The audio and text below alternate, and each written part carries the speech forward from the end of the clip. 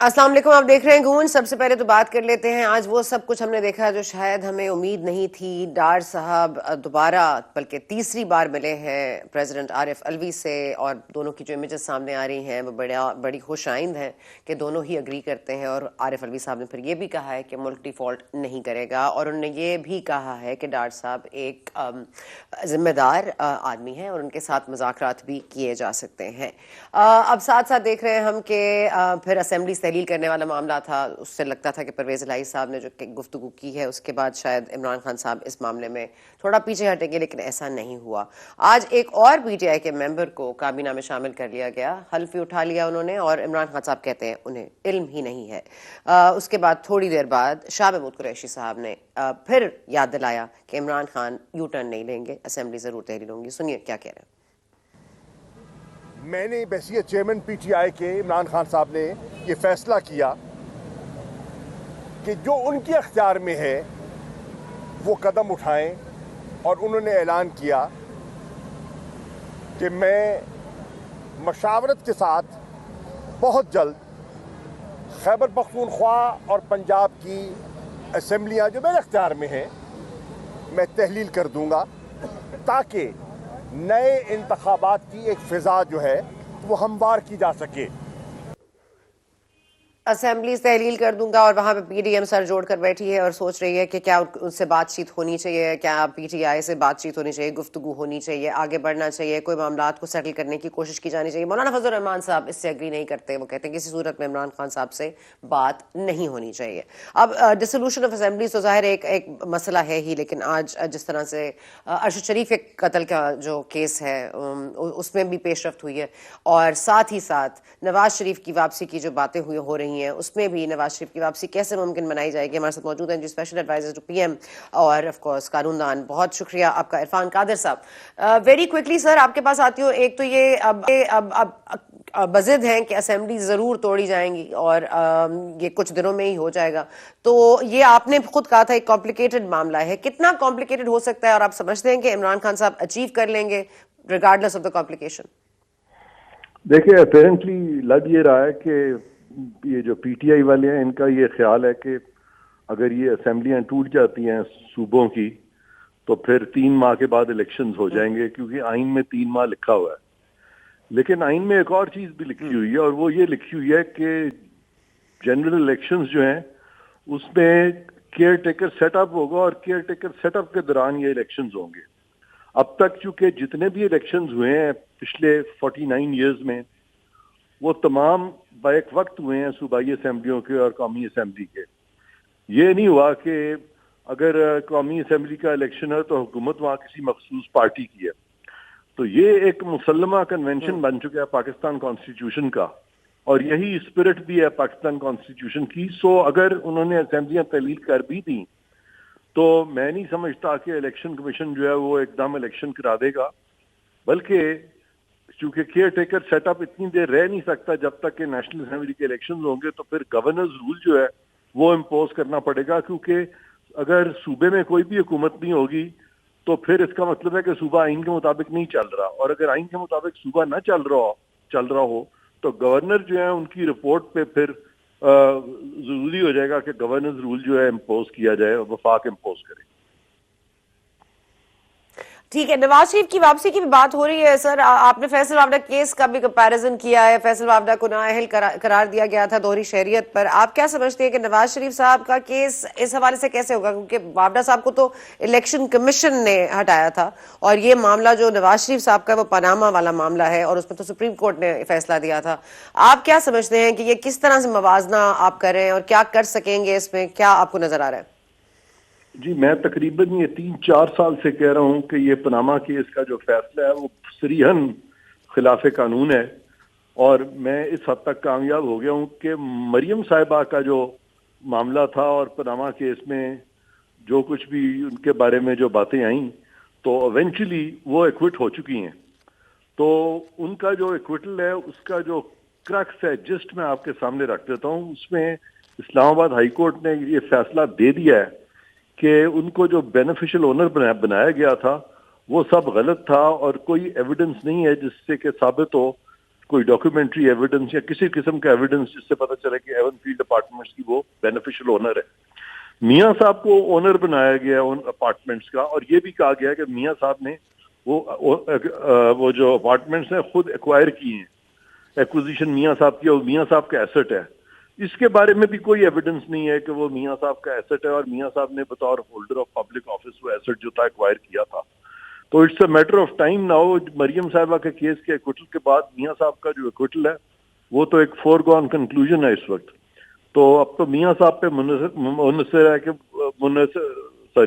ان پہ ڈپینڈ کرتا ہے کہ میاں صاحب کب پاکستان تشریف لائیں گے, اور جب آئیں گے میرا خیال ہے, اور جیسے ہی وہ کیس اسلام آباد ہائی کورٹ نے ٹیک اپ کیا تو یہ معاملہ جو ہے ختم ہو جائے گا میاں صاحب کا. اچھا, سلیمان شہباز شریف صاحب نے بھی کہہ دیا ہے کہ اب میں واپس آ رہا ہوں, اور انہوں نے اپلائی بھی کر دیا ہے بیل کے لیے 2 ہفتے کی, اور وہ ابرا کر کے اپنی فیملی کے ساتھ واپس لوٹنا چاہتے ہیں. کیا یہ آپ کو لگتا ہے کہ یہ بھی معاملہ اسی طرح سے رفع دفع ہو جائے گا, یا کوئی آپ کو لگتا ہے اس پہ کمپلیکیشن ہے؟ سوری, یہ مجھ سے پوچھ رہی ہیں؟ جی میں آپ سے پوچھوں سلیمان شہباز شریف صاحب کے بارے میں. یہ اچھا, سلمان شہباز صاحب نے کہا ہے کہ وہ واپس آ رہے ہیں. جی سر, انہوں نے 2 ہفتے کی ایک وہ انٹرم بیل کے لیے بھی اپلائی کر دیا ہے اسلام آباد ہائی کورٹ میں. تو میں نے کہا یہ بھی بڑا سادہ معاملہ ہو گیا, عمرے سے واپسی پہ اللہ کے حوالے آ رہے ہیں یا واقعی کورٹ کے حوالے؟ نہیں, اگر انہوں نے کہا وہ آ رہے ہیں تو پھر ڈیفینیٹلی آ رہے ہوں گے, لیکن چونکہ مجھے اس بارے میں سچ علم نہیں, آپ کے ذریعے ہوا ہے. ٹھیک ہے, اگر وہ آنا چاہتے ہیں اور وہ چاہتے ہیں کہ یہاں پہ وہ کیسز ان کے ختم ہوں تو اس میں تو ان کو کوئی نہیں روک سکتا آنے سے. ٹھیک ہے. قاضی صاحب, ایک آخری سوال یہی ہے کہ جس طرح جے آئی ٹی کمیشن کی بات ہو رہی ہے, آج ارشد شریف کے قتل کا مقدمہ جو چلنا شروع ہوا ہے, اور آپ کو پتہ ہے کہ 5 ممبر بینچ ہے, لارجر بینچ ہے. شہباز شریف صاحب کا مطالبہ تھا کہ ایک فل کورٹ بینچ بنے, اور آج جو انہوں نے کہا ہے کہ بالکل ہی نیوٹرل لوگوں کے اوپر اور سیکورٹی اداروں کے اوپر یہ پوری ٹیم بننی چاہیے.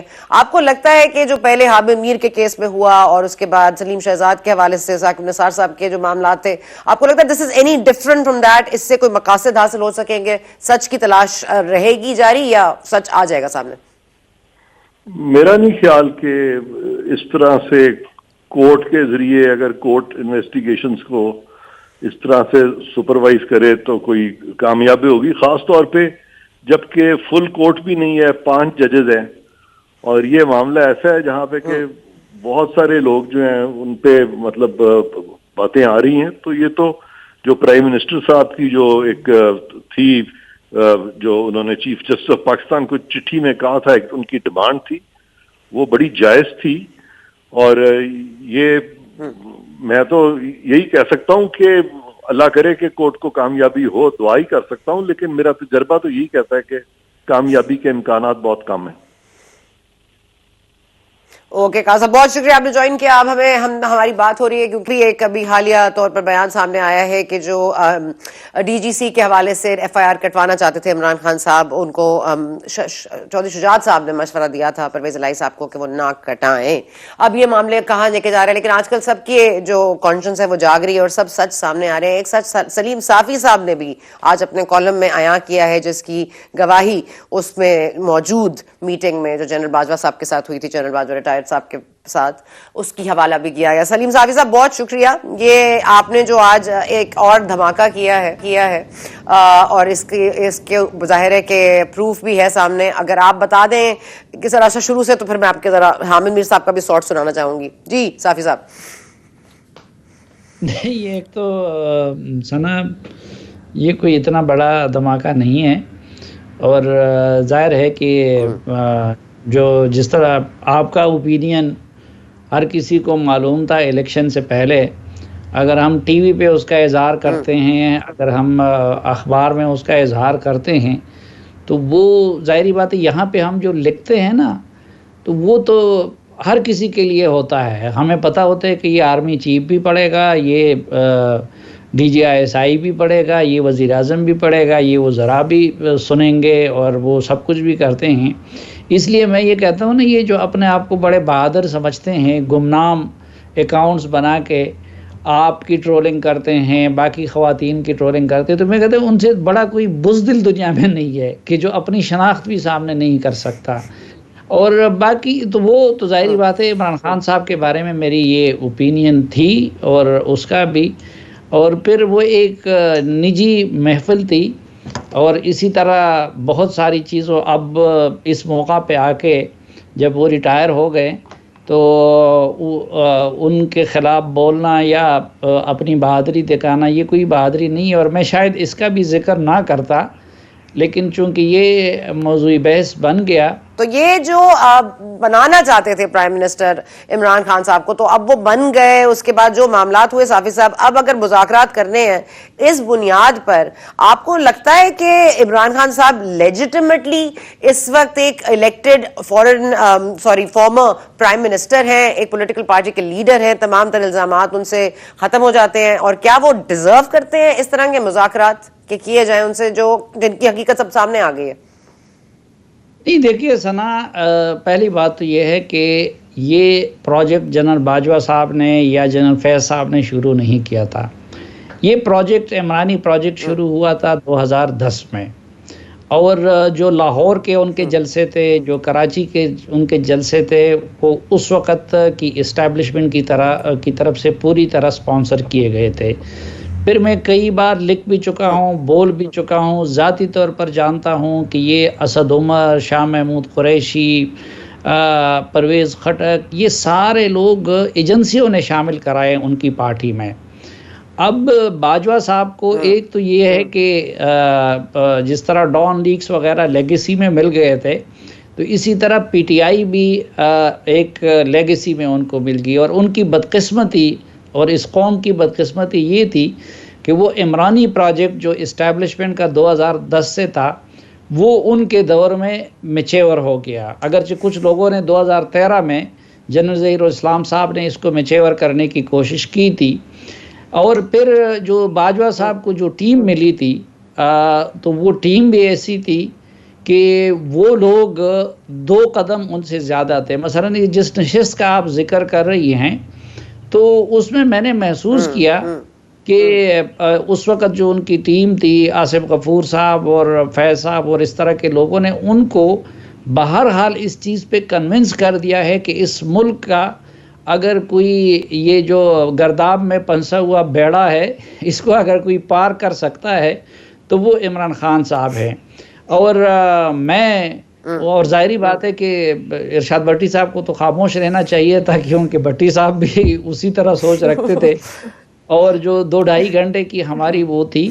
لیکن بہرحال اس میں بڑی تلخ گفتگو بھی ہوئی، لیکن جس طرح میں نے آج کالم میں لکھا ہے یہ بھی ان کا ظرف تھا کہ آخر میں جب میں نے ان سے کہا کہ جی میں تو ملک چھوڑ جاؤں گا خدا نخواستہ، لیکن میں اس گندے گیم کا حصہ نہیں بن سکتا، تو انہوں نے کہا کہ نہیں، آپ کی اپنی مرضی ہے اور آپ کرتے رہے. اور آج میں آپ کو ایواناً یہ بتاتا ہوں. اچھا جی نہیں، میں نے کہا ایک بڑا آپ نے امپورٹنٹ نقطہ ہے، سوری صافی صاحب میں اس بات کو تھوڑا سا آپ کو کر رہی ہوں، لیکن یہ دیکھیے گا آپ نے ایک اور نقطے میں لکھا تھا کہ نواز شریف صاحب آرمی کے پیچھے پڑ گئے ہیں، اسی لیے ہم ان کو نہیں چاہتے. مطلب یہ پھر اس کے بعد پیچھے پڑ گئے ہیں سے لے کر یہاں تک جب معاملات آ گئے ہیں کہ اب نواز شریف صاحب کی واپسی کی باتیں ہو رہی ہیں. پہلے وہ بیمار تھے، پھر وہ سرجری ہونی تھی، اب وہ ظاہر ہے کہ واپس آنا چاہتے ہیں، نااہلی تاحیات نہیں ہونی چاہیے. سپریم کورٹ بار ایسوسیشن کی بھی ایک پٹیشن ہے. اب ان تمام معاملات میں سچ بولنا تو بڑا ضروری ہو گیا ہے. کیا نواز شریف صاحب بھی سچ بولیں گے؟ اور یہاں تک معاملات کیسے آئے کہ تو دشمن تھے کبھی باجوہ صاحب کے، انہی سے جا کر بات کی گئی کہ آپ عدم اعتماد لے آئے، ہم نیوٹرل رہیں گے؟ نہیں، پورا سچ تو اس ملک میں کوئی بھی نہیں بول سکتا، اور سیاستدان تو قطعاً نہیں بول سکتے. اور جو تھوڑا بہت بولتا ہے، آپ نے خود یہ پچھلے سالوں میں بولا تو اس کو آپ کو کیا کیا قیمت ادا کرنی پڑی. تو یہ اور سیاستدانوں سے تو قطعاً یہ توقع نہ کی جائے. اچھا، پھر یہ بھی تھا کہ یہ اس تناظر میں بھی تھا کہ جو ظاہری بات ہے کہ جب جنرل باجوہ صاحب آرمی چیف بنے تو ڈان لیکس اور پاناما، یہ 2 چیزیں ایسی تھی کہ جو ظہیر الاسلام صاحب اور راحیل شریف صاحب کے دور سے ان کو لیگیسی میں ملی تھی. اور بدقسمتی سے کہ اس وقت بھی نواز شریف صاحب نے، یعنی جو اس وقت کی کیفیت ہے نا، ہمارے سیاستدانوں کا بھی تو یہی ہوتا ہے کہ جب ان کو موقع مل جاتا ہے تو پھر یہ بنگڑے ڈالتے. اب اس وقت انہوں نے کہا کہ جی چیف بھی ہمارا اپنا آ گیا اور DJI بھی ہمارا اپنا آ گیا. تو انہوں نے ایک تو جو کمٹمنٹ کی تھی وہ کمٹمنٹ پوری نہیں کی ڈان لیگز پہ ان کے ساتھ, اور پھر بنگڑے ڈالنے لگے, اور اس کی وجہ سے وہ اپنے انسٹیٹیوشن میں ڈیفینسو پہ ہو جاتے ہیں. اس طرح آج کل بھی آپ دیکھیں, اب اس سے پہلے عمران خان صاحب کا غرور جو تھا وہ ہمارے یہ ہمالیہ کے پہاڑوں سے بلند تھا. اب اس وقت آپ دیکھیں کہ حکومتی اتحاد میں جو شامل لوگ ہیں تو ان کو اگر کچھ ریلیف ملا ہے اور عمران خان صاحب کسی چیز کے قابل نہیں رہے, تو آپ دیکھیں کہ اب ان کے رویے میں اور ان کے عمل میں وہ غرور اور من پسندی اور اقربا پروری اور ان کی چیزیں وہ غالب ہوتی نظر آ رہی ہیں. وہ اب مثلا مولانا فضل الرحمان صاحب کا رویہ آپ دیکھ لیں ہمارے دوست کا, کہ ایک تو یہ کہ جب ان سب کو موقع ملا اتنی مار کھانے کے بعد, ایک نے اپنے بیٹے کو, زرداری نے اپنے بیٹے کو, انہوں نے اپنے بیٹے کو یہ کر دیا. پھر ابھی آپ دیکھیں کہ خیبر پختونخوا میں انہوں نے بیان ہی وہی کیا, ان کے غلام علی صاحب کے بیٹے زبیر علی جو ہے وہ میئر ہے, اور اوپر سے انہوں نے گورنر بنا دیا اپنے سمدھی کو, حالانکہ وہ باقی پورے اتحادیوں کی خواہش تھی کہ میں افتخار حسین صاحب, ٹھیک ہے. تو یہ اب وہ مولانا صاحب کہتے ہیں کہ جی میں نے کوئی مذاکرات نہیں کرنے ہیں اور ان کے ساتھ یہ نہیں کرنا ہے وہ نہیں کرنا ہے. تو یہ بڑی بدقسمتی ہے کہ لوگ اس پہ ہو جاتے ہیں. لیکن وہ جو پہلی والی بات تھی نا ثنا, میں ایماناً آپ سے کہتا ہوں, میں کہتا ہوں کاش میرے وہ اندازے اور وسوسے اور خدشے وہ غلط ثابت ہو جاتے. یعنی ہم انسان ہیں, تجزیہ کرتے ہیں, اندازے لگاتے ہیں, بعض درست ہو جاتے ہیں, بعض غلط ہو جاتے ہیں. تو کیا قیامت آ جاتی ہے اگر میرے وہ سارے اندازے اور وسوسے غلط ثابت ہوئے. لیکن کاش وہ, کیونکہ اس میرے ان وسوسوں کے اور اندیشوں کے سچ ثابت ہونے کی صورت میں ملک کے ساتھ بھی بہت برا ہوا اور فوج کے ساتھ بھی بہت برا ہوا, اور خود بدقسمتی سے کہ جنرل باجوہ صاحب کو میں نے جو کچھ عرض کیا تھا وہ ان کے ساتھ بھی بہت برا ہوتا ہے. تو میں کہتا ہوں کہ کاش میری پریڈکشن غلط ثابت ہو جاتی, لیکن ملک اور فوج اور باجوہ صاحب کے ساتھ وہ نہ ہوتا جو ہو گیا عمران خان کے ہاتھوں.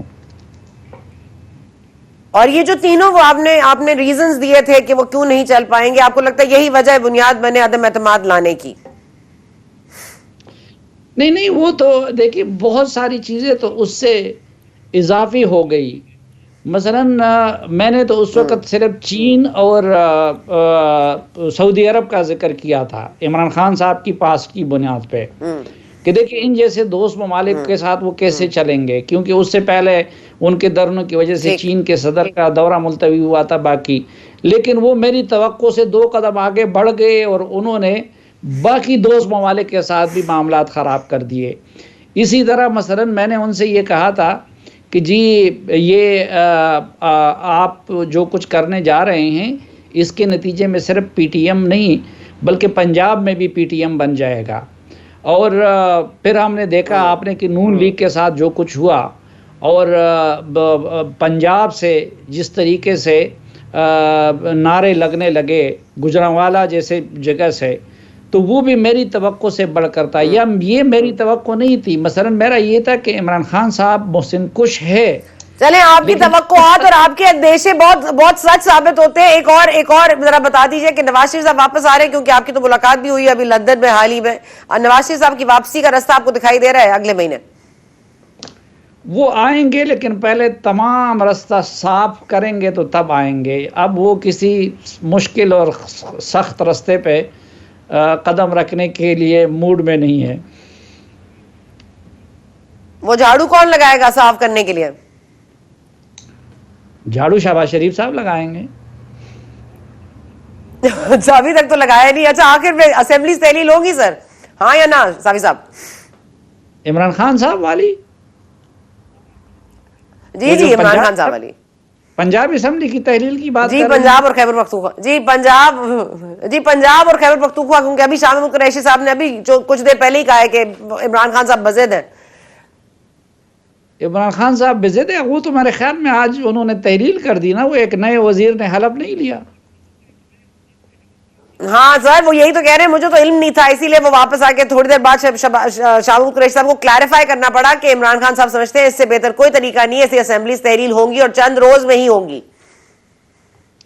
نہیں دیکھیں, اس ملک میں تو کسی کے بارے میں آپ کوئی پریڈکشن نہیں کر سکتے, اور عمران خان کے بارے میں تو کچھ بھی نہیں کر سکتے, یعنی باقیوں کے بارے میں تو دنوں کے حساب سے نہیں کر سکتے کہ اگلے دن وہ کریں گے. عمران خان صاحب تو گھنٹوں میں اپنا موقف بدلتے ہیں اور وہ یو ٹرن کو اعزاز بھی سمجھتے ہیں. لیکن جہاں تک تجزیے کا تعلق ہے تو دیکھیں اس وقت یہ پنجاب اور خیبر پختونخوا یہ عمران خان صاحب اور ان کے ساتھیوں کے لیے سابقہ قبائلی اضلاع کی حیثیت رکھتے ہیں.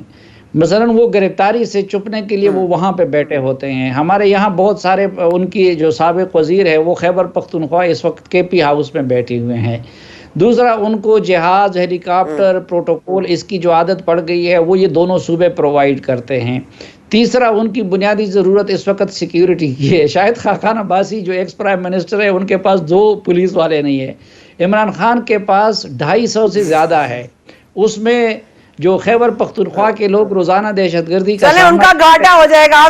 آپ کی ٹھیک ہے, بہت شکریہ سلیم صافی صاحب, تھینک یو سو مچ. آپ نہ کے سینئر صحافی بھی ہیں, آپ بہت ہی پریڈکٹیبل اور آپ بڑی پروڈکشنز بھی آپ کی بڑی سچ ثابت ہوتی ہیں. بہت شکریہ آپ نے جوائن کیا. وقفہ لیں گے جی, وقفے کے بعد آئیں گے امجد نیازی صاحب پاکستان تحریک انصاف سے پوچھیں گے کہ آگے معاملات کس طرح بڑھانے ہیں, بات چیت ہونی ہے نہیں ہونی ہے, اسمبلیز تحلیل کرنی ہے اور کس صورت میں مذاکرات ہو سکتے ہیں. بریک کے بعد.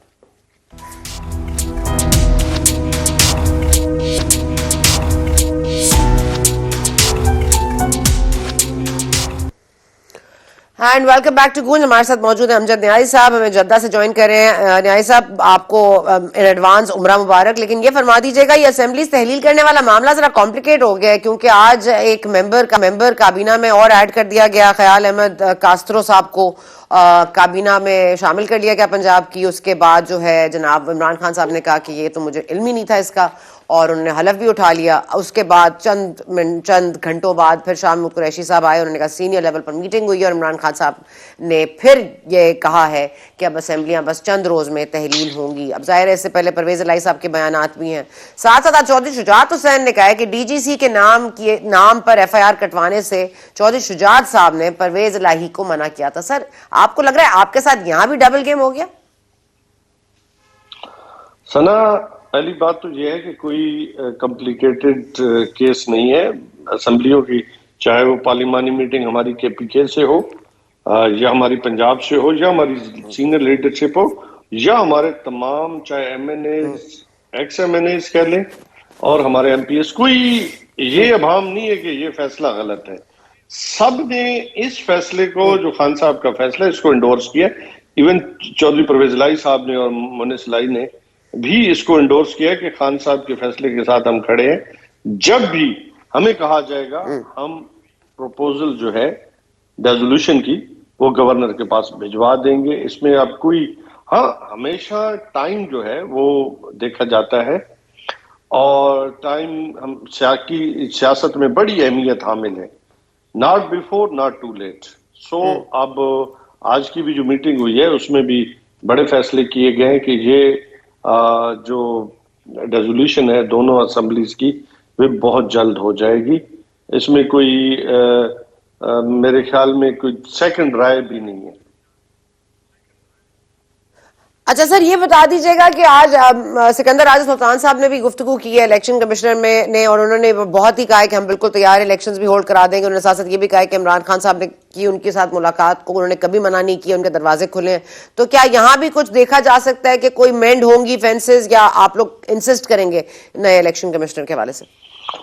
ہمیشہ ہم یہ کہتے آئے ہیں کہ اداروں کی مضبوطی شخصیات کے کنڈکٹ پہ ڈیپینڈ کرتی ہے. اگر شخصیت جو ہے اس کو مس لیڈ کرنا چاہتی ہے یا اس کا کنڈکٹ ٹھیک نہیں رہتا تو اس سے ادارے کی کارکردگی بھی سوالیہ نشان آتا ہے.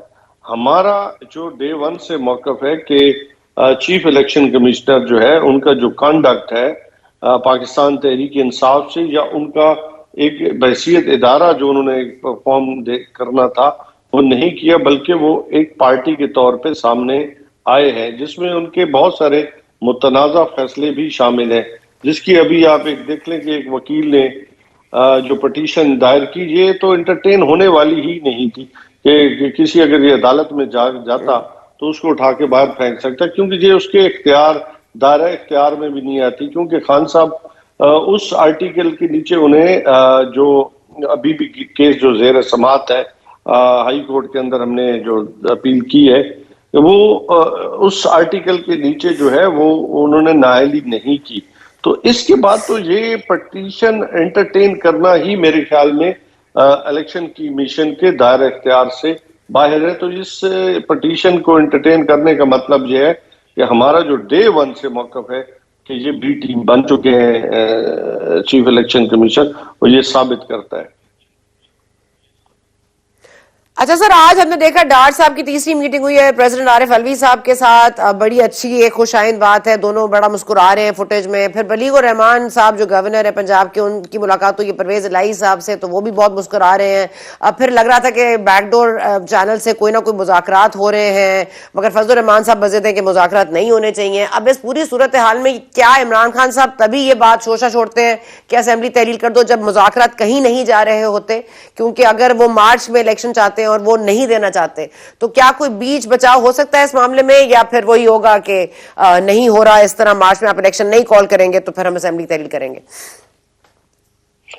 ہمارا پہلا آپشن ہے کہ ان کو سمجھ آنی چاہیے کہ اس غیر یقینی صورتحال میں جہاں پہ آج سی پورٹ کے اوپر سینکڑوں کنٹینر کھڑے ہوں پڑے ہوں، پیاز کو ہم ریلیز نہ کرا سکیں، اور فیڈ کے ساتھ آج جو کرائسس آنے والا ہے چکن کا، گوشت اور انڈوں کا، وہ بھی کرائسس ہے کہ اس کو ریلیز نہ کرا سکیں. تو آپ خود سوچیں کہ پاکستان کے اندر اس وقت جو معیشت کے لحاظ سے غیر یقینی صورتحال ہے، اس کی وجہ بنیادی ہے کہ پولیٹیکل صورتحال جو ہے وہ اسٹیبل نہیں ہے. تو اگر یہ لوگ کرسی کے ساتھ چمٹ کے رہنا چاہتے ہیں اور سمجھتے ہیں کہ ہم پاکستان کو اسی طرح کے ساتھ چلا لیں گے، تو میرے خیال میں یہ تو آلموسٹ کولیپس کے طور پہ دیکھا جا سکتا ہے. تو اس صورتحال میں پاکستان تحریک انصاف کا جو موقف ہے وہ بڑا واضح ہے کہ صاف اور شفاف الیکشن کی راہ ہموار ہونی چاہیے.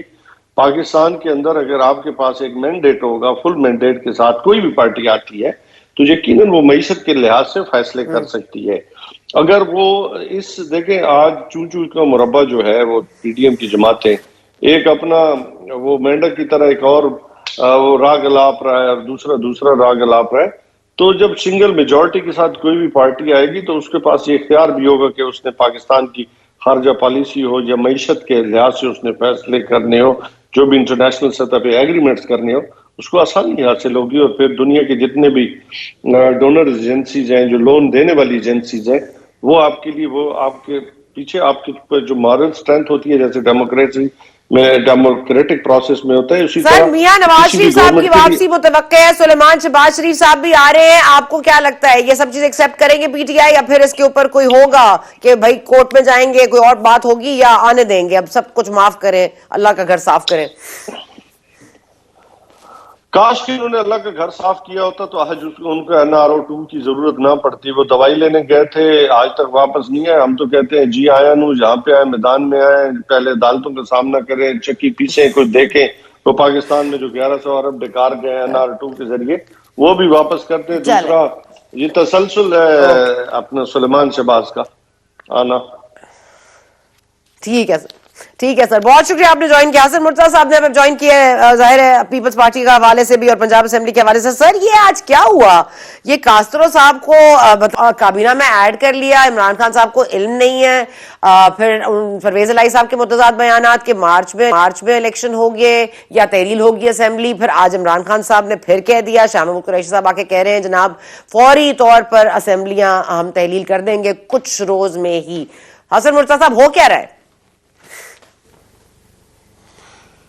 دیکھیں بہت شکریہ ثنا. یہ پہلی بات تو یہ ہے کہ یہ خان صاحب کو میسج ہے مرتضیٰ صاحب آپ جس کو توڑنا چاہتے ہیں میں اس کو مضبوط کرنے جا رہا ہوں، اور میں نے وزارت اعلیٰ اس لیے نہیں لی. میری آواز آ رہی ہے آپ؟ اچھا جی مرتضیٰ صاحب سوری، مجھے آپ کے پاس جی اب آ رہی ہے، سوری جی مرتضیٰ صاحب. جی میری گزارش یہ ہے کہ میں کہہ رہا ہوں کہ یہ میسج ہے خان صاحب کو کہ جس اسمبلی کو آپ توڑنا چاہ رہے ہیں، میں اس کو مضبوط ہوتا دیکھ رہا ہوں اور میں نے یہ نہیں توڑنی. یہ جو مارچ کا بھی چودھری صاحب نے کہا ہے یہ مارچ میں بھی نہیں ٹوٹنی، یہ آگے چلے گی. اور یہ چودھری صاحب کے پاس میرے خیال میں بڑا ہی موقع ہے اپنی پارٹی کو منظم کرنے کا. اور پی ٹی آئی کے جو ناراض ارکان ہیں ان کی کافی ساری تعداد ہے پنجاب اسمبلی کے اندر جو اپنے مستقبل کے لیے بڑے فکر مند ہیں، جنہیں پتہ ہے کہ خان صاحب کی طبیعت کس قسم کی ہے اور وہ کس قسم کی سیاست کرنے جا رہے ہیں. تو وہ سارے جو ہیں وہ کسی نہ کسی چھتری تلے آئیں گے اور چودھری پرویز الہی یہ موقع کبھی نہیں جانے دیں گے. وہ اپنی جماعت کو بھی مضبوط کریں گے. سر یہ بات جو ہو رہی ہے کہ چودھری شجاعت نے کہا تھا کہ ڈی جی سی کا نام ہاں جی سوری میرے خیال چودھری شجاعت صاحب کی بھی خبر آئی ہے ابھی حال ہی میں کہ وہ کہہ رہے تھے کہ انہوں نے منع کیا تھا کہ ڈی جی سی کا نام ایف آئی آر میں نہ ڈالا جائے پرویز الہی صاحب کے حوالے سے. تو آپ کو لگتا ہے دونوں بھائیوں میں بھی صلح ہو گئی ہے؟ دیکھیں وہ لڑ سکتے ہی نہیں ہیں، ان کا گھر ایک ہے، ان کی ساری اگر آپ رشتہ داریاں دیکھیں تو وہ کس طرح ایک دوسرے کو چھوڑ سکتے ہیں. اور پھر چھوڑنا بھی نہیں چاہیے. سیاست اپنی اپنی جگہ ہے. یہ اپنا اسد عمر صاحب جو ہیں وہ پی ٹی آئی میں ہیں اور دوسرے وہ ان کے بھائی جو ہیں وہ پی ایم ایل این میں ہیں. تو یہ تو ویسے بھی ہوتا رہتا ہے. زبیر عمر صاحب تو یہ تو ایک گھر ہے، ایک خاندان ہے، ان کے رشتہ داریاں آپس میں ہوئی ہیں، کوئی ماما ہے، کوئی چاچا ہے، کوئی تایا ہے. تو کس طرح وہ اپنے گھر کو تقسیم کر سکتے ہیں؟ سیاست ہے وہ کر رہے ہیں اپنی، اور کوئی بھی نہیں ہے جو یہ سوچے کہ لڑائیاں ہوتی ہیں. ٹھیک ہے سر، یہ کاسترو صاحب جو ہے یہ ناراض رکن میں سے ہیں یا راضی رکن میں سے ہیں؟ مطلب ایک دم سے ان کو کابینہ میں شامل کرنے کی وجہ آپ کو کیا نظر آتی ہے اس کے علاوہ کہ پرویز الہی صاحب is trying to maintain some authority؟ میرے خیال میں یہ سافٹ ٹارگٹ تھا جو چودھری صاحب نے اچیو کی ہے. یہ نہ ناراض ہیں نہ راضی ہیں، ان کے راضی ناراض ہونے سے کوئی فرق نہیں پڑتا. اور شریف آدمی ہیں، فیصل آباد سے ان کا تعلق ہے، اور وہ سافٹ ٹارگٹ تھے. چودھری صاحب نے وہ اچیو کر لیا. خان صاحب کو میسج بھی چلا گیا، اور پچھلوں کی جو دوسرے باقی ماندہ لوگ ہیں ان کا حوصلہ بھی بڑھے گا اور وہ اسی طرح آتے رہیں گے. اگر آج خان صاحب سے ایک ان کی جماعت کا وزیر بناتے ہوئے نہیں پوچھا گیا تو یہ کھلم کھلا میسج ہے کہ میں آپ کے سامنے کھڑا ہوں. تو آپ کو نہیں لگ رہا کہ اسمبلی تحلیل ہوگی؟ حسن مرتضیٰ صاحب ذرا یہ فرما دیجئے کہ آپ کی پریڈکشن کیا ہے کہ یہ چلے گا معاملہ، نہ مارچ میں تحلیل ہوگی نہ بعد میں تحلیل ہوگی، یہ صرف باتیں ہیں؟ میں نے تو اس دن یہ کہا تھا جس دن خان صاحب نے یہ اناؤنس کیا تھا، ابھی چودھری صاحب کا کوئی اس پہ موقف بھی نہیں آیا تھا، تو میں نے کہا تھا کہ اسمبلیاں نہیں ٹوٹیں گی.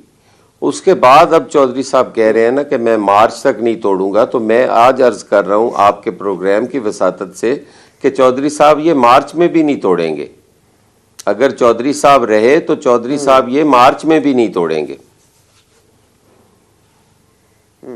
چلے سر، بہت شکریہ آپ نے جوائن کیا. حسن مرتضیٰ صاحب یہ مارچ میں نہیں توڑیں گے، یہ یاد رکھیں گے آج بھی اور آپ کی پریڈکشن بھی. بہت شکریہ حسن مرتضیٰ صاحب.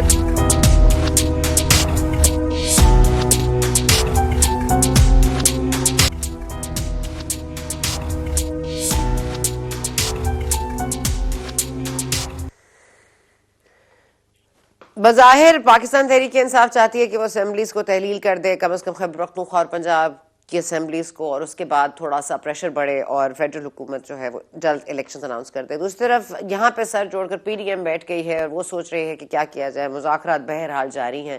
آج بڑی خوش آئند امیجز نظر آئی ہیں. جو لوگ پہلے ایک ساتھ بیٹھ نہیں سکتے تھے آج ایک ساتھ بیٹھے ہیں، بلکہ ایک نہیں دو نہیں تیسری دفعہ بیٹھے ہیں.